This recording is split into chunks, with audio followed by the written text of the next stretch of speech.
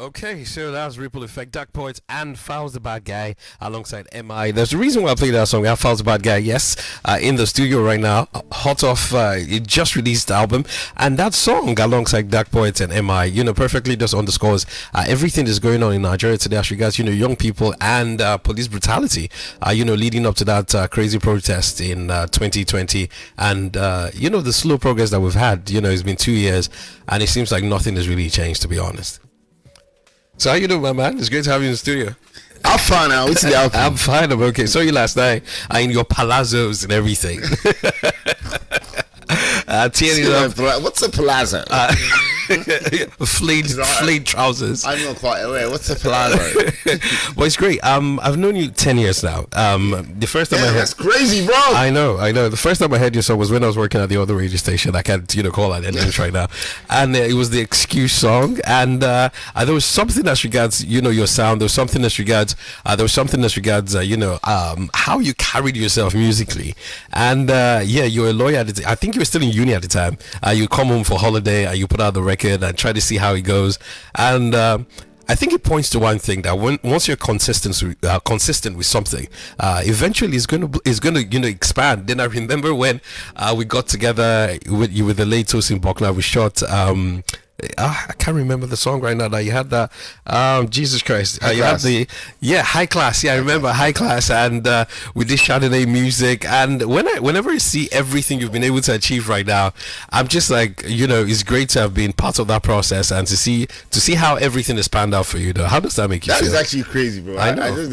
I know. Damn, that's mad. No, it's good. I mean, there's times when I just sit back and kind of look back. It's very easy to get so into the journey that you don't look back. You just keep going. But sometimes I pause for a moment and just look back and see the distance we've covered. It's crazy. It's crazy. It is for a rapper. It's crazy. Yeah, it's good to see. Yeah. So and it seems like the use of social media was very important, pivotal, especially for you, because a lot of people.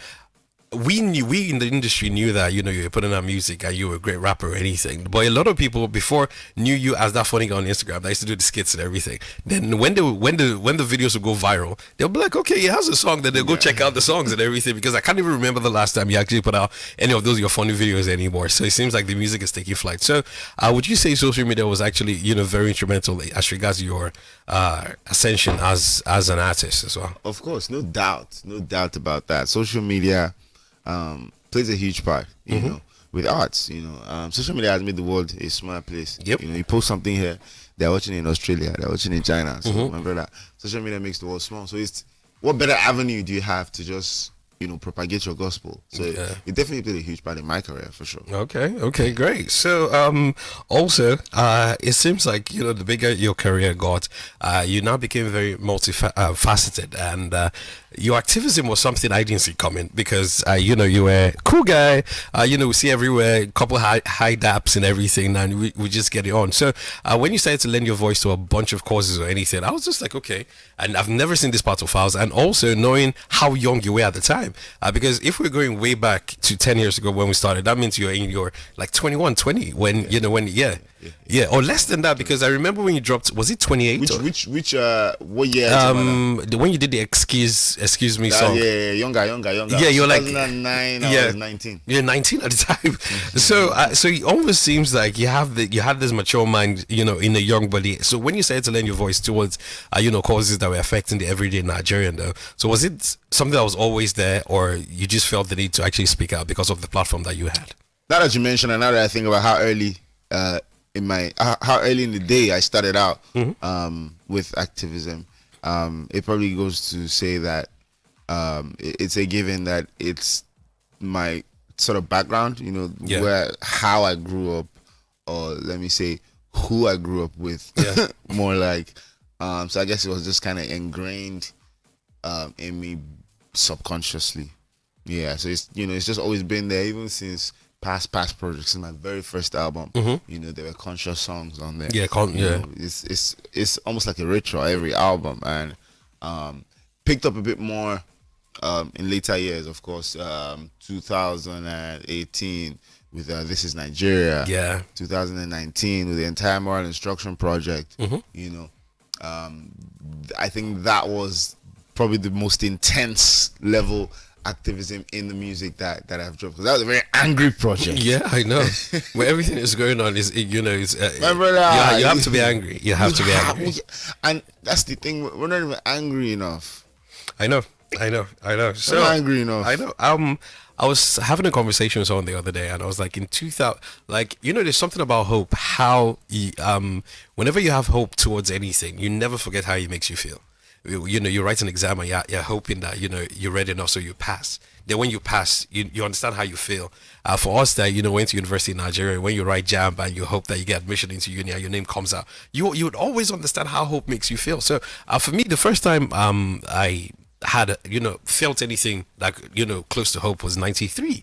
I remember how I could remember the jingles on TV, and my parents and my uncles, how hopeful they were. They went out to vote, you know, for MK Abiola, and it was still the judge, one of the freest and fairest, you know, elections in Nigeria. For me as an adult, when I started voting, the first time I also felt hope was 2015. It was the first time I was going out to vote, and I felt, okay, we had an opportunity to actually change Nigeria. You understand? You know, everybody's saying, okay, we can finally call out to government, and if we feel like they're not doing enough, we'll consistently just change them. That hope that we went, you know, stood in line and voted, and I was 28 at the time, and I'm in my 30s now. So right now, I'm just like, wow. And I can remember how I felt, and I understand the anger, you know, to be honest, because you have a lot of young people consistently trying, you know, Nigerians are so resilient. They consistently reapply themselves, and it seems like the country just fails them left, right, and center. So I understand the anger, to be honest. I understand why people are angry. I understand why people will raise their voices, and I understand why people would, you know, want to demand more. So for an artist, and, you know, looking at the kind of climb that we have in Nigeria, where if you're an artist or if one way or the other you're in the limelight, people always try to say, oh, don't talk too much, don't say too much, so it doesn't affect, you know, your income in the way. But it seems like you didn't really care. You just kept speaking because you felt like you needed to lend your voice. Yeah.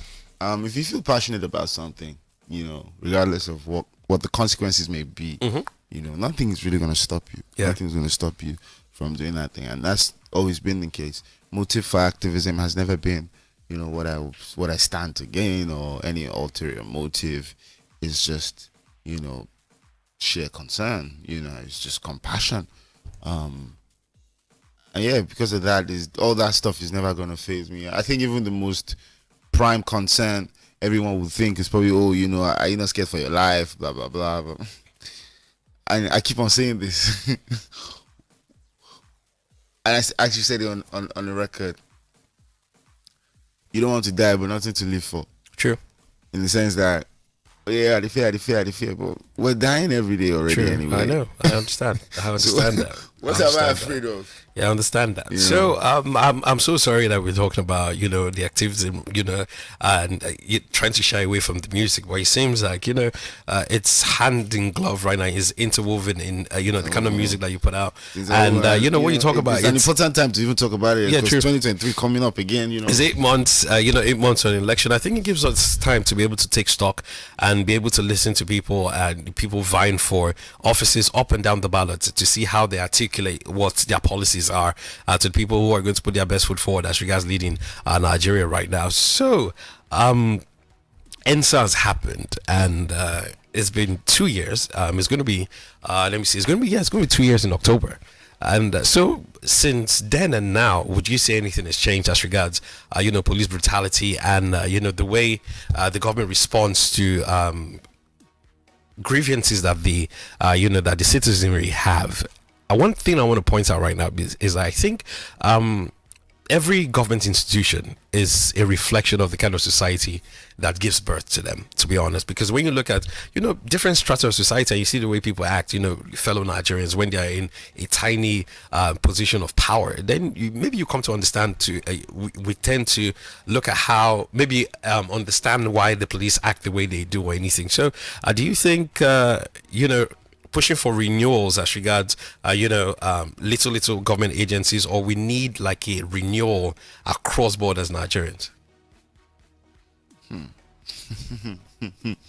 My brother, this is a very, very, very, very, very long and complicated discussion. But in summary, we need a very, very large overhaul. We need a general overhaul. There are a lot of things that need to be revamped and changed. Okay. And, a lot of people will even argue that even the constitution itself needs to be amended. Some people are even saying, I know. It's like you rightly said. It's going to be a long conversation. There's a whole lot that needs to change, and I think it cuts across every single sphere of the society. Yeah, because I see these every time that as individuals or as Nigerians, we need to play our little parts in in our little ways to actually just build the country that we want. Because at the end of the day, our leaders are our uncles, your dads, family, friends, people that are drawn from the crop of Nigerians. So at the end of the day, I agree with you. I agree with you. And as we're saying the other day, what we're fighting for instance, was police brutality. Yeah, true. But then, even in government, what kind of people do we have in our legislature? The crop of people in the National Assembly, I know, they're probably the worst of the lot. It's crazy. And these are people that are supposed to be representing us, yeah. And people are not paying laws, enacting laws, and people are not paying attention to those elections, and people are paying attention. Those are some of the most important. Yes. Yeah, I know. So I think, like you rightly said, we start talking about everything that needs to change. As you guys know, Nigeria will be here for a long time. So you haven't. So let's jump to the music. You have the album out right now. It's called Bad. So you have the song. I remember when my former colleague was here, that's Grammy, and she just went on and on. And she got, there's a new song coming out. It's Bad, oh bad, yes, it's Falz. And it took me a while to actually just sit back and actually understand the creativity behind how you label our song. You're a bad Falz, a bad guy. Olamide Bado, yes. Then Davido Baddest and everything. So it was really creative, and and all of that. I give that to you. So every time you put out a project or a bunch of songs, there's always a creative spin, towards it. So what would you say is the thrust of this album that you've put out? The thrust. Hey. Oh God. Oh see. This is a early morning. I don't want you to confuse me with all this terminology. Because I'm at this current moment, I don't know exactly what you mean by that question. Yeah, okay. So how would you define this album? Okay, good. Yes. That was more simpler. Yes. It's called Bad. Bad in the sense that I'm being naughty. Okay. Being naughty. This is naughty Falz. This is risque Falz. Okay. This is edgy Falz. This is Falz, pushing the envelope. This is Falz being sexy. Okay. Yes. And it's also Falz being vulnerable, Falz being emotional, Falz being, very expressive. Yeah. So it's a very different project, because these are like sort of lights you haven't really seen me in. I'm bringing them all together on this project. Okay, that's Bad. great. Yeah. So we're going to see risque Falz. We're going to see vulnerable Falz, on this one. So as it concerns, when you say risque and vulnerable, so as it concerns your relationship with the other sex, and how would you define it though? Because I want to guess, are you in a relationship presently? Are you seeing anyone? As in whether I'm having a girlfriend? Yeah. Currently, I don't know. Okay, so somebody might be dating you, but you might be dating anyone. That's the issue. Okay, cool. So you being a rapper or being in the limelight right now, does it put any pressure trying to be in a relationship? Because I saw you last night, all the ladies, oh my God, it's Falz, hanging around and everything. So does that sometimes like maybe give you commitment issues, like, sticking to one woman? Because people have made put forward the thoughts that, as human beings, that we are not wired to be monogamous in nature. It's a very valid point that they make. Why settle for one when you can have two, everything? 3, 4, It's a very valid point that they make. And to answer your question too, it's an important consideration. Okay. Why have a girlfriend when there's these many women around? Yeah.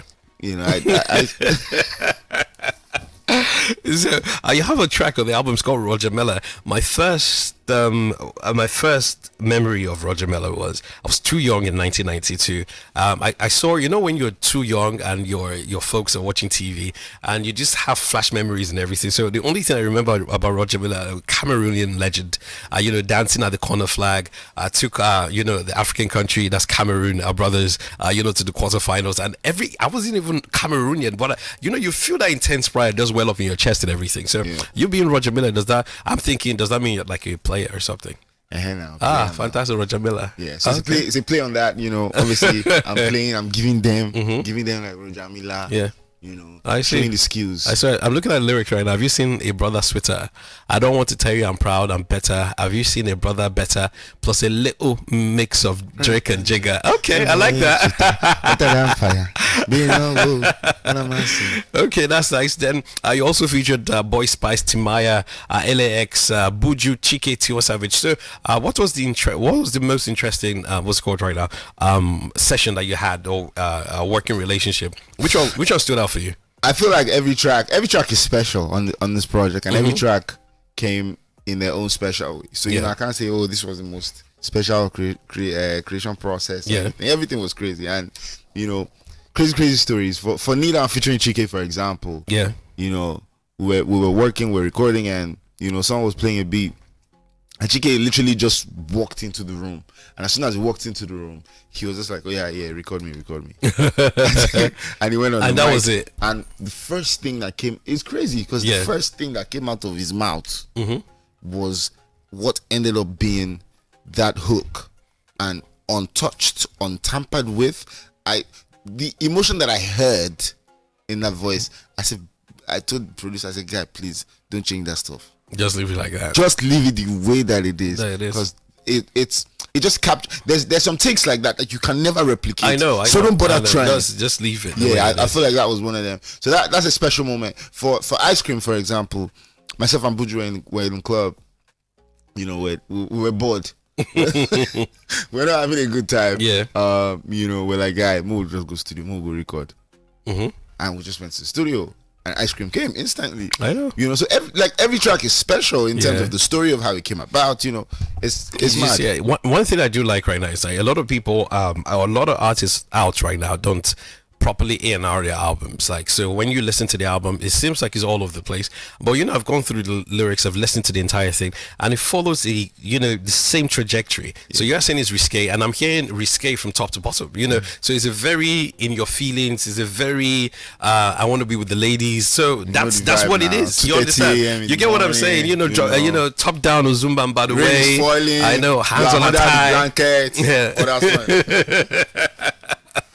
So this is out right now, and so basically Nigerian music is getting a lot of attention, globally. The Afrobeat, wave is crazy. People are paying more attention. So does that put any pressure on top of you, as a rapper, knowing fully well that you do a couple of Afrobeats, from time to time, but the fact that that's what's gaining attention, does that want you to like maybe just tweak the sound a little bit? No, not necessarily, man. Me, I've always been open to experimenting with sounds anyway.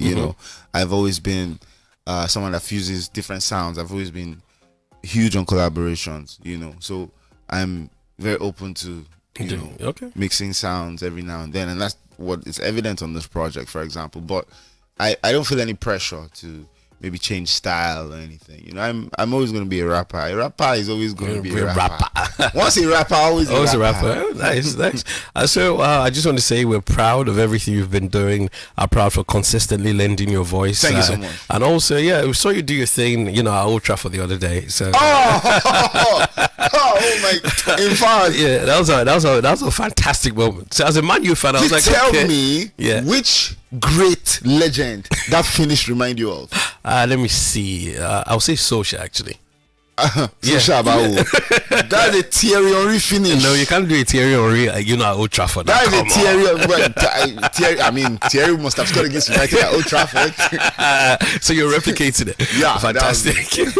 Great. So now that the album is out, is there any other thing that you've been working on, for the better part of 2022?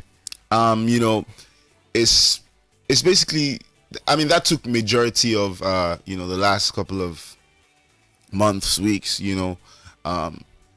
But yeah, of course, film.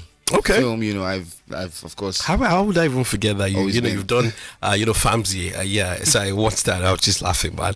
So it's great to see how you're just able to just go from one character to the other. Actor here, you're holding it down. Activist, artist. Just it's almost like a potpourri of different people of fused up in one right now. Thank the Lord, though. Thank the Lord. You know what I always try to like live by is just knowing that life is terribly short, bro. True, just do you, man. At certain point in time, anything can happen. Yeah, so everything you've always wanted to do, just do it. Just do it. Mm-hmm. Just if there's something, if you are out there now, you're listening to my voice. If there's something that you're thinking in your mind that I want to do this, I'm not sure whether do it. Just do it. Anything can happen. You heard the man. Just do it.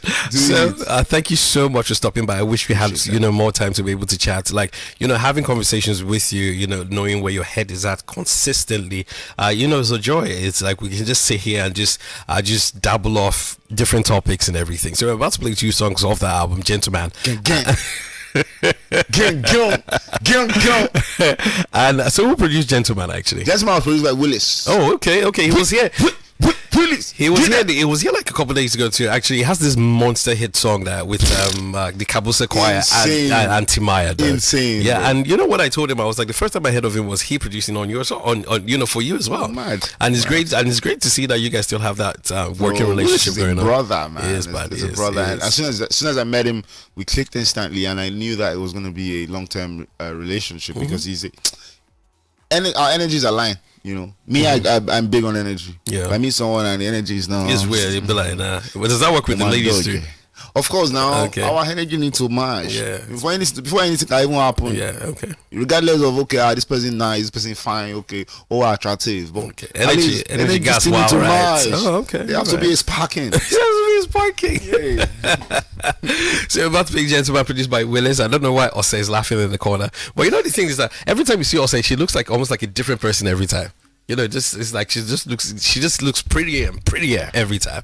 Okay, she's flicking her hair in the studio right now, but hey, because I see her and she's waving, like, hey, Osei. In my mind, I'm like, do I know her? And let me not be rude and not say hi back. I'm like, that's Osei now. So yeah, so whatever man's money you're eating, keep eating it. So good. Yes, Gentleman by Falz. Thank you so much for stopping by. Thank you for having me. Anytime, my brother. Anytime, my brother. So the album's called Bad. It's out everywhere. Go stream. That's the only way. Stream it out everywhere, all platforms. So that's the only way we can consistently put money back in the pockets of the artists. Putting everything to actually make us great music right now. So one last thing before we let you go, we're gonna see another concert. You are notorious for having concerts that start on time, well put together, and all of that. So are we gonna see anything in the offing anytime soon? Falz Experience 3. Okay. Is that happening? Okay. This year. Okay. Yeah. Okay. I don't have an exact date yet. Okay, but this year, right? Happening this year. Oh, fantastic. Okay. Looking forward to that. 10:50, ladies and gentlemen. Yes, Gentleman by Falz, produced by Willis. My name is Yosis, The Morning Rush on the Beats 99.9 FM. Don't you dare touch that.